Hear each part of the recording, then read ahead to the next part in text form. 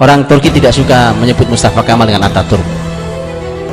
Dulu saya bertemu dengan teman-teman kuliah saya, ada teman-teman Turki, ketika kebiasaan lisan Indonesia menyebut Mustafa Kamal Ataturk, kemudian dia marah ke saya, dia bilang, apa antum katakan bahwa kami Yahudi? Saya baru sadar, oh iya ya, Mustafa Kamal itu Yahudi donama yang membawa atas nama nasionalisme, sekularisme, kemudian ditutup. Sehingga Anda tahu sejarah matinya Mustafa Kamal? Ya, mati sengsaranya luar biasa saja sih. Nah, Yahudi, sampai kita duduk di Masjid Salman detik sekarang ini peradaban Yahudi sejak ditutup oleh Mustafa Kamal. Bismillahirrahmanirrahim. Mengapa Turki hari ini begitu ditakuti di Timur Tengah? Karena terakhir sekali peradaban muslim itu ada di tangan mereka. Jadi mudah sekali mereka membangkitkan itu kembali. Oh, masih hangat, Pak. Kalau mereka tinggal di Turki, mereka masih lihat desain bangunan masjid, mereka tahu ada sejarah besarnya. Mereka melihat benteng Konstantinopel, mereka tahu sejarah besar Turki di balik benteng itu. Mereka lihat Hagia Sophia gitu ya, yang dulu adalah gereja terbesar di Romawi Timur, Kristen Ortodoks, kemudian berubah menjadi Masjid Raya Hagia Sophia di tangan Muhammad Al-Fatih, kemudian diubah oleh sekuler, oleh demokrasi, diubah menjadi museum. Kabarnya hari ini dikembalikan ke Masjid Hagia Sophia. Jadi mereka setiap melewati gang saja mereka melewati sejarah kebesaran mereka. Coba antum muter-muter ke Bandung sini, apa yang antum lewati? Itu masalah di kita, Pak. Nggak jauh dari kuliner, nggak jauh dari fashion, habis kita dimakan oleh itu semua.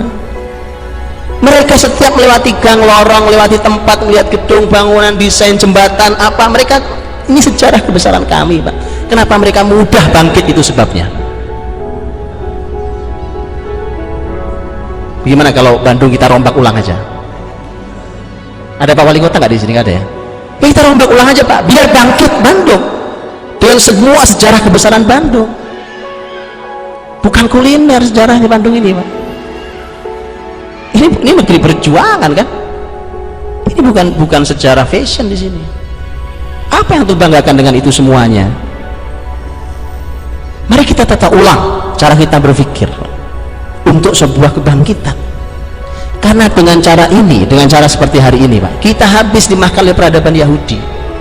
Dr. Abdul Halim Uwais dalam bukunya beliau menulis buku tentang Dirasat di Suqut Thalathin Daulah Islamiyah, kajian terhadap keruntuhan 30 negara Islam zaman sejarah Islam dulu, karena beliau seorang pakar sejarah Islam. Beliau katakan panjang lebar, beliau analisa dari mulai dinasti-dinasti Islam, Bani Umayyah, Bani Abbasiyah, Andalus, terus analisa mengapa bisa jatuh, satu-satu dianalisa supaya kita belajar itu terulang.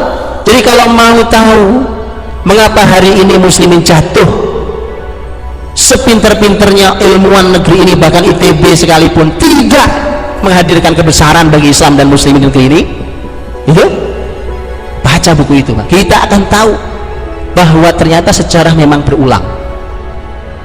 Dulu mereka jatuh, kita ulangi lagi itu masalahnya, jatuh lagi kita. Hari ini kita jatuh.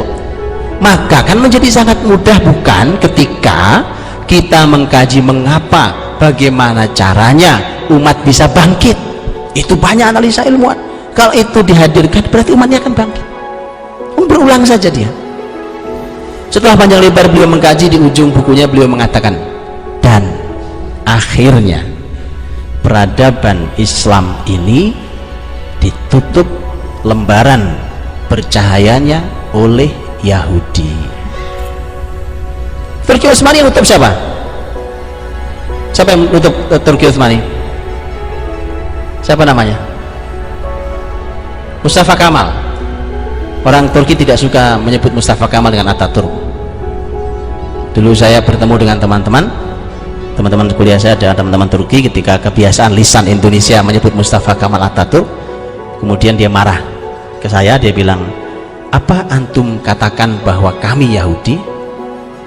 Saya baru sadar, oh iya ya, Mustafa Kamal itu Yahudi donama yang membawa atas nama nasionalisme, sekularisme, kemudian ditutup, sehingga Anda tahu sejarah matinya Mustafa Kamal ya, mati sengsaranya luar biasa saja sih.